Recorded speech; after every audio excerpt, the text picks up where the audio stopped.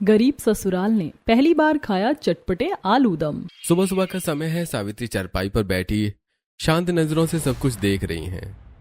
रसोई में दोनों बहुएं कमला और आरती चूल्हे के पास बैठी सुबह का खाना बनाते हुए आपस में बात कर रही हैं। आजकल तो शहर में मजदूरी भी अच्छे से नहीं मिलती। समझ नहीं आता कि इस घर का खर्च कैसे चलाएं। मैं तो रोज यही दाल चावल और आलू की सब्जी बना बना के थक गई हूँ। मेरा भी मन करता है कि कभी कुछ अच्छा और नया बनाऊं, लेकिन कुछ अच्छा बनाने के लिए अच्छे पैसे भी तो लगते हैं, जो हमारे पास नहीं है। हाँ बहन, हम गरीबों की किस्मत में कहाँ अच्छा और स्वादिष्ट खाना लिखा है। हमें तो जो मिल जाए वही चुपचाप खाना पड़ता है और उसी में संतोष करना पड़ता है। अमीर लोग तो रोज नई नई चीजें खाते हैं और हमारी जिंदगी इसी आलू चावल में कट रही है। तभी सास सरिता रसोई में आकर, अरे भाई जल्दी जल्दी करो, दोनों बेटों को फैक्ट्री भी तो जाना है। तुम जल्दी जल्दी खाना बनाओ और लगाओ, लेट हो जाएंगे तो फैक्ट्री का मालिक डांटेगा। तुम लोग बस अपनी बातें लेकर बैठ जाती हो। हाँ माँ जी, बस हो ही गया, मैं बस रोटियां सेक रही हूँ। आरती जल्दी से उठती है और चटाई बिछाती है। कमला रसोई से खाना लेकर आती है और भोजन परोसती है। नीलेश, संदीप, काया और रविंद्र आकर चटाई पर बैठकर खाना खाने लगते हैं। अरे बेटा, तुम दोनों सुबह चले जाते हो, शाम को आते हो और तुमसे बात करने का मौका ही नहीं मिलता।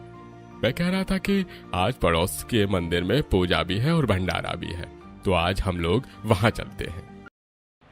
पिताजी, आपको तो पता है ना कि आजकल गर्मी के मौसम में हमें काम भी अच्छे से नहीं मिल रहा है। काम ढूंढने और करने में समय ही कहाँ मिलता है। हाँ पिताजी, इतना वक्त भी तो होना चाहिए ना कि हम किसी को दे सके। अपने ही काम नहीं हो पा रहे हैं, मंदिर जाने का समय कहाँ से लाएं?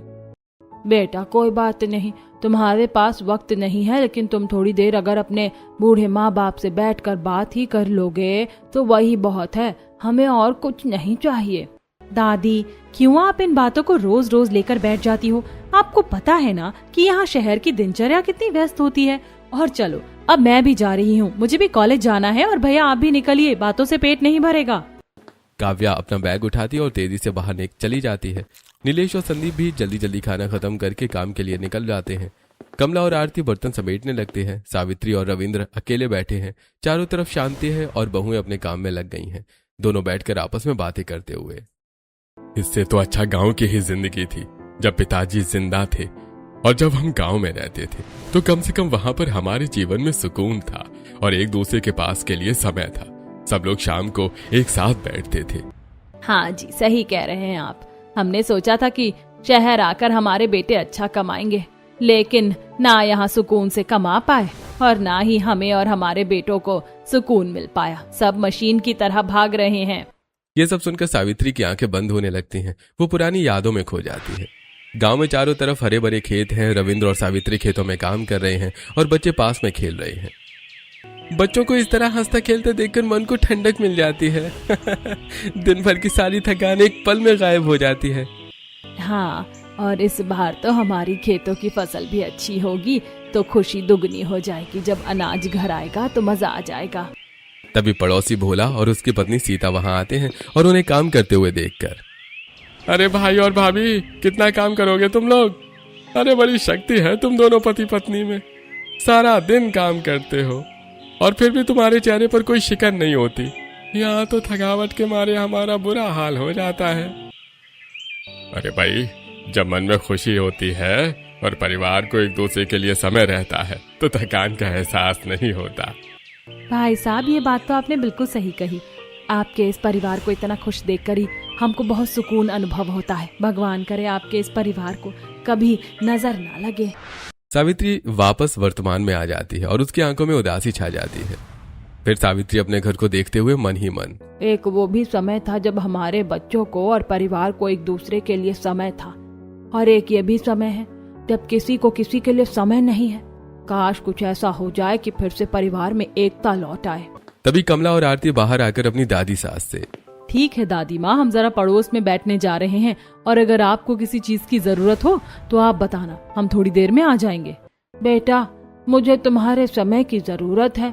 तुम दोनों मेरे पास तो बैठती नहीं हो, हमेशा काम में ही लगी रहती हो। अरे दादी माँ, इतना सारा काम होता है घर में, सुबह से लेकर शाम तो सारा समय काम करने में ही निकल जाता है और थोड़ा बहुत समय मिलता है चूल्हे के लिए लकड़ियाँ लाना, बाजार जाना, पानी भरना, इन सब में समय निकल जाता है। तो अब हम आपको समय कहाँ से दें? और थोड़ा बहुत समय बचता है तो अपनी हम उम्र औरतों के साथ बैठ जाते हैं। ठीक है बेटा, कोई बात नहीं, जाओ तुम लोग अपना काम करो। बहुएं चली जाती हैं और सावित्री अकेली बैठी उदास होकर माला जपने लगती है। शाम के समय नीलेश और संदीप अपने हाथ में सब्जी का थैला लेकर आते हैं और उसे सविता के सामने रखते हुए, माँ ये लो, आज काम मिला था तो मैं ये आलू और पत्ता गोभी और थोड़े से चावल ले आया हूँ। आज की मजदूरी से बस इतना ही सामान आ पाया। ले बहू, जो भी आया है उसे अच्छे से पका लो ताकि सब लोग समय पर खा सके। माँ जी, कभी कुछ अच्छा खाने को तो मिलता ही नहीं है, रोज वही सूखी चीजें मिलती हैं। ये पत्ता गोभी और आलू खा खा कर तो मैं परेशान हो गई हूँ, अब इसे बनाने का भी मन नहीं करता। इतने में रविंद्र बाहर से आता है और खुश होकर सबको बताते हुए, अरे सुनो, साहूकार जी ने दावत दी है। आज उनके यहाँ पोते का जन्मदिन है तो उनके यहाँ खाने की दावत है। आज सब लोग तैयार हो जाओ, हम वहाँ खाना खाने चलेंगे। आज घर में चूल्हा जलाने की कोई जरूरत नहीं है। हाँ भाई चलो, साहूकार के यहाँ ही चलते हैं, इसी बहाने अच्छा खाना खाने को तो मिलेगा। हमारे यहाँ तो बस खाने का कुछ है ही नहीं, बस यही सूखी पत्ता गोभी है। हाँ चलो चलो, जल्दी से सब लोग हाथ मुंह धोकर तैयार हो जाओ, दावत का बुलावा आया है तो हमें भी समय से वहाँ पहुँचना चाहिए।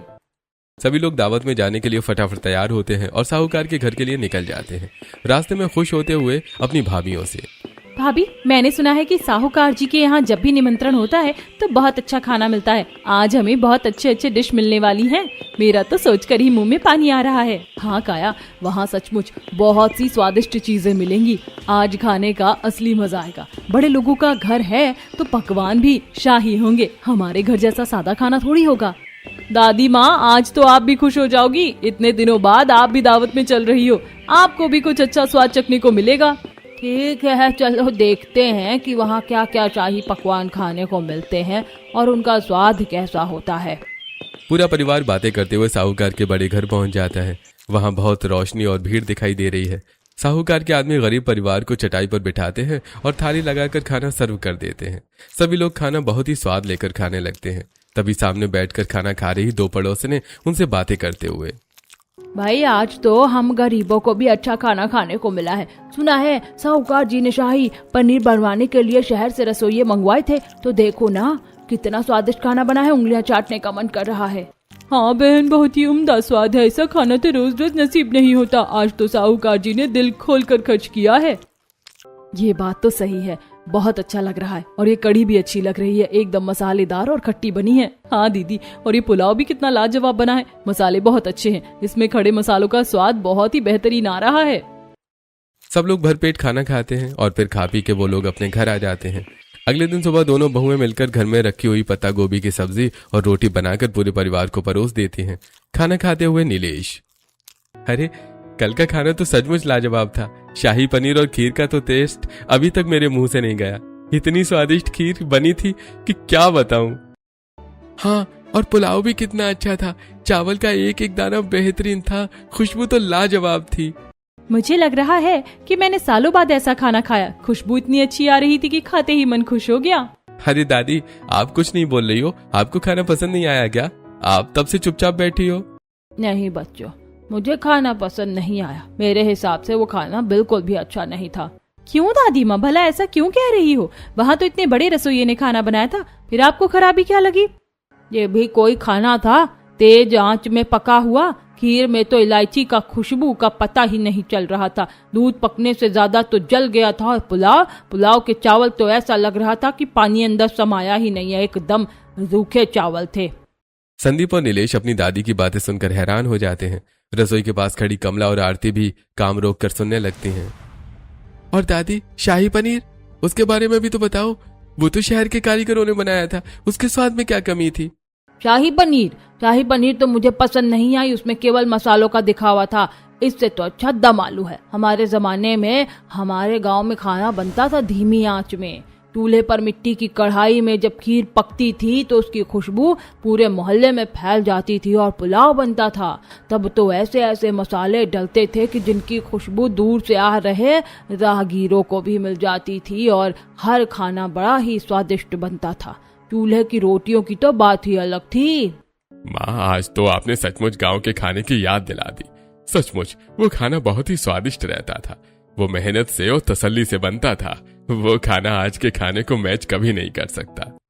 वैसे दादी जी, आपको उनमें से सबसे ज्यादा क्या पसंद था जो आप गांव में खाती थी? मुझे तो दम आलू पसंद था। मेरे हाथ का बना वो चटपटा दम आलू मुझे सबसे प्रिय था। दादी, अगर दम आलू इतने ही अच्छे लगते हैं तो हम भी दम आलू बनाएंगे। आप बस हमें तरीका सिखा देना। ठीक है बिटिया, बना लेना। जब सामान मिले तो ट्राई करना, मैं तुम्हें बता दूंगी। सभी लोग दादी की बातें बड़ी ध्यान से सुनते हैं। फिर अपना अपना खाना खत्म करके सभी अपने अपने काम में लग जाते हैं। रविंद्र अपनी माँ के पास आकर चारपाई पर बैठते हुए, देखा माँ, आज आपकी बातें सुनने के लिए इतने जमाने बाद सब लोग साथ में बैठकर बातें कर रहे थे, वरना किसी को किसी के लिए समय ही कहाँ है। सब अपनी अपनी धुन में भागते रहते हैं। हाँ बेटा, मैंने भी देखा, मुझे भी बहुत अच्छा लगा। जब मैं गांव में थी तो कभी खेत चली जाती थी, कभी अपने बराबरी वालों से मिलने चली जाती थी, लेकिन जब से मैं यहाँ आई हूँ तब से मैं किससे मिलने जाऊँ।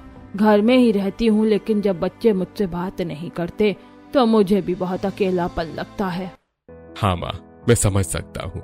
शहर का जीवन है, इतना व्यस्त है कि क्या करें, चाहकर भी हम एक दूसरे को समय नहीं दे पाते। रविंद्र लंबी सांस लेता है और वो भी किसी काम से बाहर चला जाता है। उधर दोपहर के समय कॉलेज का कैंपस पूरी तरह से भरा हुआ है। काया अपनी सहेलियों के साथ खड़ी है। तभी सामने खुले एक नए रेस्टोरेंट में मसालों की तेज खुशबू आती है, जिसे सुनकर श्वेता अपनी सहेलियों से, यार, ये जो सामने नया रेस्टोरेंट खुला है वहाँ से कितनी अच्छी खुशबू आ रही है। देख, वहाँ कितने बेहतरीन पकवान बन रहे हैं। हाँ, खुशबू तो सचमुच बहुत ही लाजवाब और कड़क आ रही है। हाँ, सुना है इस नए रेस्टोरेंट में बहुत अच्छी अच्छी डिशेस बनती हैं और उन डिशेस की खुशबू तो यहाँ तक आ रही है। क्या लाजवाब स्वाद होगा उनका। हाँ, लेकिन वो बहुत महंगा है ना। हम जैसे गरीब जो इस सरकारी कॉलेज में पढ़ते हैं वो उसका खाना थोड़ी खा सकते हैं। हमारे पास इतने पैसे कहाँ हैं। हाँ, काश हम भी अमीर होते तो हम भी कॉलेज के बाद रोज उसी रेस्टोरेंट में जाकर खाना खाते, अपने मनपसंद की हर चीज ऑर्डर करते। काया उनकी बातें सुनकर कहीं खोई रहती है। तभी श्वेता उसके चेहरे के भाव देखकर उसे धीरे से हिलाते हुए, क्या बात है, तू कहाँ खो गई? क्या सोचने लगी तू? कोई परेशानी है क्या? नहीं यार, मेरी दादी कह रही थी कि वो बहुत ही स्वादिष्ट दम आलू बनाती थी। वो गांव की है ना, और वो कह रही थी कि जब दम आलू बनता था तो उसकी खुशबू दूर दूर तक फैलती थी। अच्छा, हो सकता है कि फिर वो इस रेस्टोरेंट से भी अच्छे दम आलू बनाती हो, तो तू दादी से दम आलू क्यों नहीं बनवाती? लेकिन मैंने सुना है कि दम आलू में बहुत सारे पैसे लगते हैं, उसमें बहुत से खास मसालों की जरूरत पड़ती है। हाँ यार, बात तो सही है। अब देखती हूँ मैं, भैया ने आज मुझे कुछ पैसे दिए थे तो उनके आलू ले जाती हूँ, उन्हीं पैसों से काम चला लूंगी। काया अपनी सहेलियों से विदा लेकर सीधे सब्जी बाजार पहुंचती है और एक आलू वाले के ठेले के पास आकर छोटे आलूओं को ध्यान से देखते हुए, भैया दम आलू बनाना है, आलू दे दो छोटे छोटे, जरा अच्छे और साफ आलू छाट कर देना। अरे ठीक है, ये आलू ले जाओ बहन जी, ये अच्छे हैं, ये दम आलू के लिए बिल्कुल परफेक्ट रहेंगे। हाँ, ये बिल्कुल परफेक्ट लग रहे हैं। जरा बताओ कितने के हैं? अरे ये पूरे छोटे आलू 50 रुपए के हैं बहन जी, मैं इन्हें थाली में डाल देता हूँ। भैया कैसी बातें कर रहे हो, इतने पैसे तो नहीं है मेरे पास। 20 रुपए हैं, बस इतने ही पैसे बचे हैं। ठीक है, मैं 20 रुपए के आलू दे देता हूँ, आप ये ले जाओ। इतने में जितने आते हैं मैं तोल देता हूँ। आलू वाला 20 रुपए के छोटे आलू तोलकर काया को दे देता है। काया आलू लेकर खुश होते हुए घर आ जाती है और सीधे अपनी दादी सावित्री के पास जाकर चारपाई पर बैठती है और आलू का थैला दादी के सामने रखते हुए, दादी देखो, आज मैं दम आलू बनाने के लिए आलू लेकर आई हूँ। आज आप दम आलू बनाकर खिलाओ, मेरा बहुत मन है आपके हाथ के दम आलू खाने का। अरे बेटा, कहाँ इस बुढ़ापे में मैं खाना बना पाऊंगी, मुझसे अब नहीं होता, शरीर में बिल्कुल ताकत नहीं बची है। कोई बात नहीं दादी, आप रेसिपी बता दो और हम दोनों मिलकर दम आलू बना लेंगे। आप बस यहीं चारपाई पर बैठे रहना। हाँ बहू, आलूओं को पहले उबाल लेते हैं और उबाल के तल के फिर मसालों में बना देते हैं, यही इसका तरीका है। ठीक है दादी, मैं आलूओं को उबलने रख देती हूँ, फिर आप बताना, मैं अभी चूल्हा जलाकर बर्तन चढ़ाती हूँ। आरती आलू लेकर रसोई में जाती है और उबलने रख कर आ जाती है। तब तक बाकी लोग भी सब काम खत्म करके घर आ जाते हैं। नीलेश चटाई पर बैठते हुए सावित्री से, अच्छा दादी एक बात बताओ, क्या आप कह रही थी कि दम आलू जब बनता था तो पूरे मोहल्ले में खुशबू महकती थी, तो क्या मोहल्ले के लोग खुशबू सुनकर कभी घर आए हैं? हाँ बेटा, आए हैं। एक बार क्या हुआ था कि मैं चूल्हे पर दम आलू बना रही थी आंगन में, और तेरे दादाजी चूल्हे में लकड़ियां लगा रहे थे और बगल में ही बड़े टब में पानी रखा हुआ था। दादाजी का लकड़ियां लगाते लगाते पैर फिसला और वो सीधे जाकर टब में गिर गए। हाँ, और जैसे ही आसपास के पड़ोसी दम आलू खाने के लिए सूंघते हुए आए और उन्होंने पिताजी को टब में गिरा हुआ देखा तो जोर जोर से हंसने लगे। सावित्री और रविंद्र की बात सुनकर पूरा परिवार जोर जोर से हंसने लगता है। बजा बजा कर हंसते हैं, पूरा घर हंसी से गूंज उठता है। सावित्री मन ही मन बहुत खुश होते हुए, बच्चों, तुमको इसी तरह एक दूसरे के साथ जोड़कर और बातें करते हुए देखकर मेरे मन को बहुत सुकून मिला। आज मेरा घर सचमुच घर लग रहा है। दादी आपने तो बिल्कुल मौज कर दी। इतना फन तो हमारी जिंदगी में है ही नहीं, हम तो बस काम में पिसे जा रहे हैं। लेकिन आपकी और दादाजी की कहानी सुनकर आज हम भी थोड़ी देर हंस लिए। आज तुम लोग बहुत दिनों बाद हंसे हो, वरना सब उदास रहते थे, एक दूसरे का चेहरा भी ठीक से नहीं देखते थे। हाँ माँ, काम का इतना प्रेशर जो रहता है, हम तो हंसना ही भूल गए हैं। रोज की भाग दौड़ में खुशियाँ खो गई थी। अरे इस बातों बातों में मैं तो भूल ही गई, आलू उबल गए होंगे। कमला रसोई में भागती है और आलू का बर्तन कपड़े से पकड़कर हॉल में ले आती है। उबल तो गए आलू दादी, अब कैसे बनाए? आगे कौन से मसाले डालने हैं जरा जल्दी बताओ। अरे बेटा, इस बुढ़ापे में याददाश्त ही कमजोर हो गई है, मुझे याद ही नहीं है। कब से याद कर रही हूँ, मुझे याद ही नहीं आ रही दम आलू की रेसिपी। अब आज तो आलू की सब्जी बना लो, हम फिर कभी दम आलू खाएंगे। ठीक है दादी, कोई बात नहीं, आप फालतू में परेशान मत होइए, मैं सब्जी ही बना लेती हूँ। कमला रसोई में जाती है और आलू की सब्जी, रोटी और चावल बना लेती है। सब लोग वही आलू की सब्जी रोटी खाते हैं और सो जाते हैं। ऐसे कुछ दिन बीत जाते हैं। एक दिन संदीप मजदूरी का काम करता है। वो आलू के माल की छटनी करते हुए अचानक गहरी सोच में डूबकर मन ही मन, दादी के दम आलू तो मेरा भी बहुत खाने का मन कर रहा है। कैसे होते होंगे आखिर वो दम आलू? काश उनकी रेसिपी याद आ जाए। संदीप का एक मजदूर दोस्त उसे चुपचाप हाथ रोके खड़ा देखकर उसके पास आता है और उसे कंधे से पकड़कर धीरे से हिलाते हुए, अरे भाई क्या हुआ, क्या सोचने लगा तू? आलू को छांटते छांटते किन ख्यालों में खो गया? यार मेरी दादी बताती है कि उनके गांव में वो इतनी अच्छी दम आलू बनाती थी कि पूरे मोहल्ले में खुशबू फैल जाती थी, और जो हमने साहूकार के घर की दावत में खाना खाया था उससे भी ज्यादा टेस्टी दम आलू लगते थे। वो कैसे लगते होंगे, बस यही सोच रहा था। अरे भाई, जब तेरी दादी को इतने टेस्टी दम आलू बनाना आता है तो उनसे बनवा ले और खा ले, इसमें इतना सोचने की क्या बात है? और फिर आजकल तो दम आलू महंगे रेस्टोरेंट में मिलते हैं, अगर दादी को बनाना आता है तो इससे अच्छी बात क्या हो सकती है? इसी बहाने हम गरीबों को भी दम आलू खाने को मिल जाएगा। हाँ भाई, बात तो तेरी बिल्कुल सही है, लेकिन दादी कहती हैं कि वो दम आलू की रेसिपी भूल गई है, उनके दिमाग से निकल चुकी है। अरे कोई बात नहीं, बुजुर्ग हैं, भूल गए होंगे, लेकिन अगर वो अपने दिमाग पर प्रेशर डालेंगे तो उनको याद आ जाएगा। आज तो तू यहाँ से थोड़े से छोटे आलू ले जा और अपनी दादी से दम आलू ही बनवा। ठीक है भाई, आज तो मैं आलू ले जाता हूँ और दादी से फिर पूछूंगा, शायद इस बार उन्हें याद आ जाए। संदीप काम खत्म करके स्टोर के मालिक से छोटे आलू लेता है और थैला लेकर सीधे अपने घर आता है और सावित्री के पास बैठकर थैले से छोटे छोटे आलू निकालकर चारपाई पर रखते हुए, दादी देखो, आज मैं आलू लेकर आया हूँ और आज तो मुझे आपके हाथ के दम आलू खाने हैं, आप बिल्कुल मना मत करना। अरे बेटा, मैं तो भूल ही गई, मुझे कुछ याद ही नहीं आ रहा, मेरा दिमाग इस उम्र में साथ नहीं देता। अरे कोई बात नहीं दादी, आप प्रेशर तो डालो दिमाग पे, आपको याद आ जाएगा, थोड़ा शांत होकर सोचो। हाँ बेटा, आलूओं को उबालने के बाद उनको एक तार से छेद लेते हैं ताकि मसाले अंदर तक जाएं, और उसके बाद उनको फ्राई कर लेते हैं, यही आगे का काम है। ठीक है दादी, तो मैं आलू चढ़ा के आती हूँ, आप बैठो। बहू आलू चढ़ा के आ गई और सब चटाई पर बैठ गए। कमला सावित्री के पास आकर बैठती और उसकी तरफ देखते हुए, अच्छा दादी, एक बात बताओ, जब आप इतने अच्छे दम आलू बनाती थी तो दादाजी जरूर उसके आलू भी चुनकर लाते होंगे? हाँ बेटा, बहुत चुन के लाते थे, बहुत ही बढ़िया और गोल आलू लाते थे, उन्हें छांटने का बड़ा शौक था। कहाँ से लाते थे दादी? उनके पास कोई खास जगह थी क्या?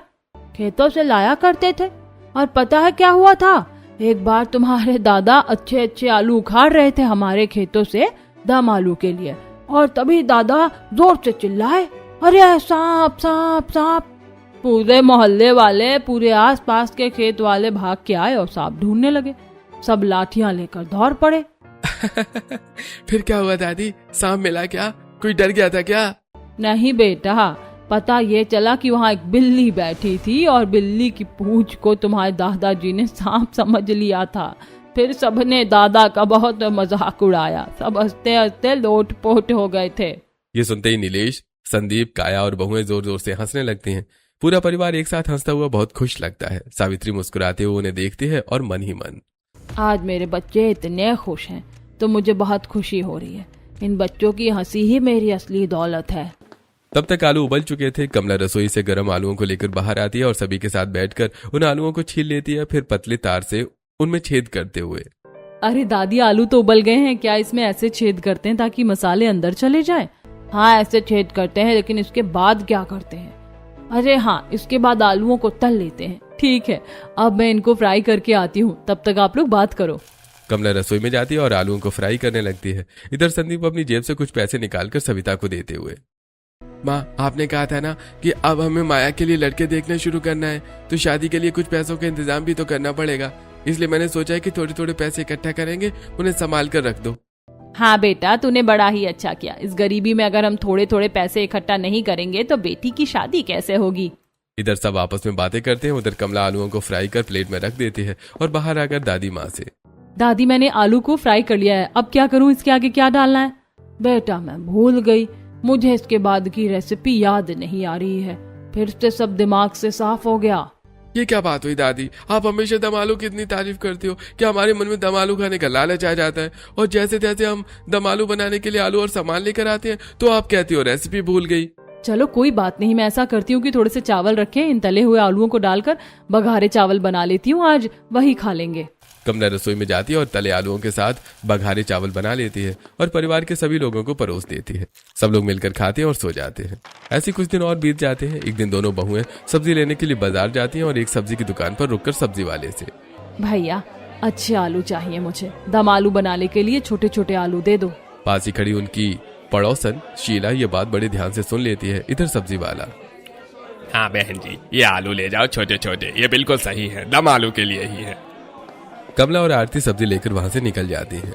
रास्ते में पड़ोसन शीला उनके साथ चलते हुए, क्या बात है, दम आलू की बात कर रही थी क्या? घर पर कुछ खास बनने वाला है? हाँ शीला बहन, हमारी जो दादी है वो बहुत अच्छा दम आलू बनाती थी, सुना है पूरे मोहल्ले में उसकी खुशबू फैलती थी। गांव के सब लोग उनके हाथ के दम आलू के दीवाने थे। अच्छा, इतना अच्छा दम आलू बनाती थी वो, तो फिर हम भी खाएंगे। हाँ, लेकिन वो रेसिपी भूल गई है ना, इसीलिए बन नहीं पा रहे। हर बार आधा बनवा कर रुक जाती है। बहन, वैसे दम आलू की रेसिपी तो YouTube में भी है, वहाँ से देखकर बना लो, इंटरनेट पर सब कुछ मिल जाता है। अरे हाँ, ये तो हमने सोचा ही नहीं। चलो आओ, सामने वाले पार्क में बैठकर दम आलू की रेसिपी देखते हैं। वे तीनों पास के पार्क में बेंच पर बैठती हैं। शीला अपने फोन पर दम आलू की पूरी रेसिपी दिखाती है। बहुएं उसे बहुत ध्यान से देखती हैं और समझती हैं। क्या हुआ अगर दादी भूल गई तो? आज हम खुद ट्राई करेंगे। कमला और आरती सब्जी लेकर खुश होते हुए तेजी से अपने घर की तरफ लौट आती हैं और खुश होकर सावित्री के पास बैठ जाती है और थैला टेबल पर रखते हुए, दादी देखो, मैंने दम आलू के लिए आलू लेकर आई हूँ, आज तो पक्का दम आलू बनेगा। हाँ बेटा, बहुत अच्छा है, पर रेसिपी का क्या करोगी? तुम्हें कैसे पता चलेगा? आज मैं YouTube पर रेसिपी भी देख कर आई हूँ पड़ोसन के फोन से, तो आज मैं दम आलू बनाऊंगी उसी तरीके से, आप बस देखती जाना। हाँ बेटा बनाओ, भगवान करे इस बार कामयाब हो जाओ। अब कमला रसोई में जाती है। सबसे पहले वो आलू उबालती है, उन्हें छीलती है और एक पतले तार में उनसे छेद करती है और फिर मसाले भूनकर आलू उनमें डाल देती है। इस तरह दम आलू तैयार हो जाता है और फिर वो चावल रोटी बनाकर सभी लोगों को सर्व कर देती है। सभी लोग दम आलू चावल और रोटी खाते हुए, अरे ये तो बिल्कुल बेस्वाद है, मजा ही नहीं आया, इसमें कोई टेस्ट ही नहीं है, बिल्कुल फीका है। हाँ भाभी, ये तो बिल्कुल अच्छा नहीं बना, वैसा स्वाद नहीं है, इसमें वो बात ही नहीं आ पाई। अरे ऐसे थोड़ी बनते हैं दम आलू। दम आलू तो धीमी धीमी आंच में, चूल्हे की आंच में पकते हैं, उनमें खड़े मसाले डलते हैं और उनमें जो दही डलता है उसकी खुशबू मिक्स होकर जब फैलती है तो ऐसा लगता है, आ हा, ऐसा लगता है हवा में खुशबू ही खुशबू फैल गई है। फिर सब लोग उस खुशबू के आसपास के लोग भी खिंचे चले आते हैं। तुम लोगों ने वो शहर का तड़का लगा दिया। पूरा परिवार सावित्री की बातें सुनकर पुराने ख्यालों में खो जाता है। सावित्री बहुत अच्छे से और हाथ हिलाकर एक्सप्लेन कर रही है। अच्छा माँ जी, एक बात बताइए कि आप बार बार कहती हैं कि खुशबू फैलती थी, लोग सूंघ के आ जाते थे, तो कभी ऐसा भी हुआ होगा कि लोग आए हों और खाना ही खत्म हो गया? हाँ हुआ था ना, एक बार तो मैं चूल्हे पर दम आलू बना रही थी तो 3-4 पड़ोसी आ गए और फिर तुम्हारे दादाजी को अपना खाना उन्हें देना पड़ा। पड़ोसी भूखे थे तो उन्हें अपना हिस्सा दे दिया। फिर पड़ोसी बोले आप भी खा लो, तो बोले नहीं आप लोग खा लीजिए, फिर मैं खा लूंगा। फिर क्या हुआ दादी, दादाजी ने क्या किया?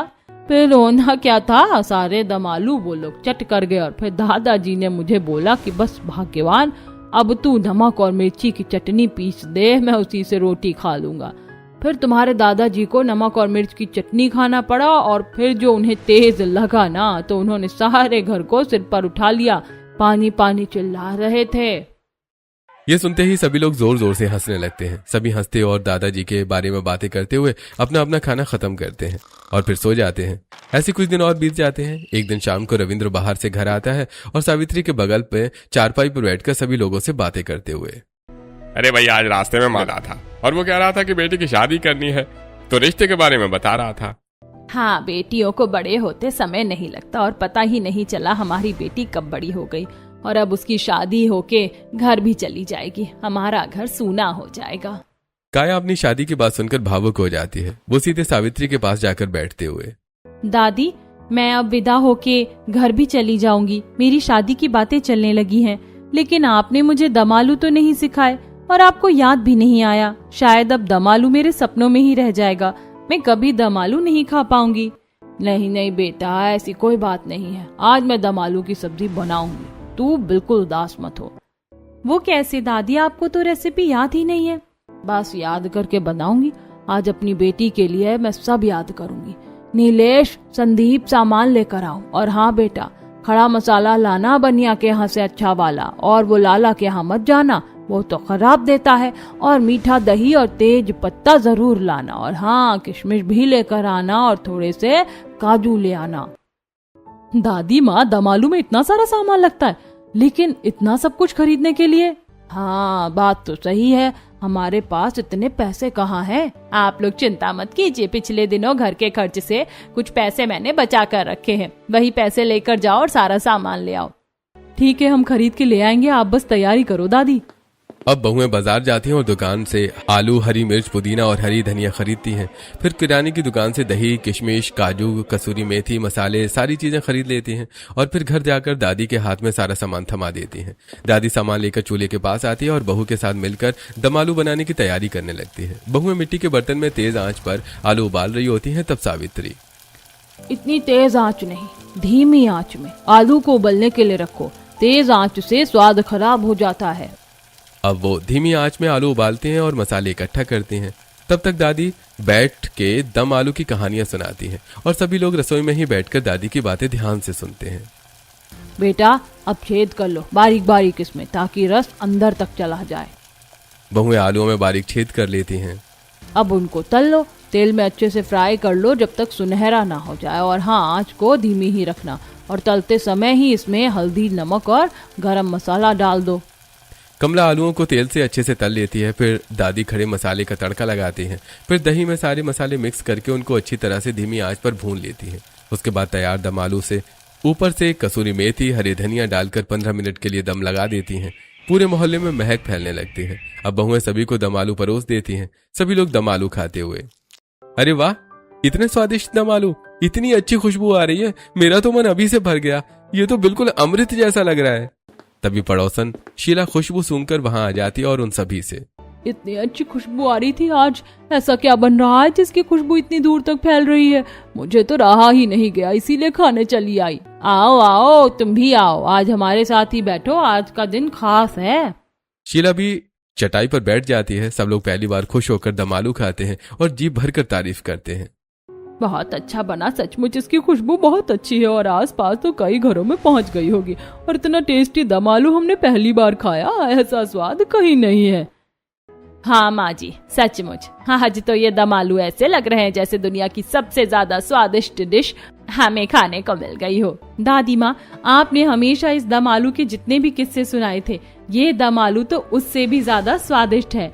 सचमुच मैंने आज तक कभी भी इतनी स्वादिष्ट सब्जी नहीं खाई। अब जब भी कभी उनके पास थोड़ा पैसा होता और थोड़ा वक्त होता, वो दादी के पास बैठकर उनके पुराने दिनों के किस्से सुनते और दादी से दम आलू बनवा कर खुशी खुशी खाते। एक दिन दम आलू खाते हुए नीलेश, दादी आपकी इस डिश ने तो दुनिया की हर डिश को फेल कर दिया। भले ही हम 2 महीने में एक बार ये डिश खाएं, लेकिन हमें ऐसा लगता है कि अब हमें कुछ और खाने की जरूरत नहीं है। हाँ बेटा, जब पूरा परिवार साथ बैठकर प्यार से खाता है तो वो रूखी सूखी भी अमृत बन जाती है। वैसे बेटा, मैं तुम्हें एक बात तो बताना भूल ही गई थी, मैं कभी दम आलू की रेसिपी भूली ही नहीं थी और मैं भूल भी नहीं सकती। मैंने सिर्फ झूठ कहा था ताकि तुम सबको दम आलू के किस्से सुनाकर एक दूसरे से जोड़ सकूं और हंसा सकूं। अपनी दादी की ये बात सुनकर सभी लोग भावुक हो जाते हैं और दादी को गले लगा लेते हैं। दादी के प्यार और कोशिश ने आज सबको फिर से हंसते खेलते जीना सिखा दिया था।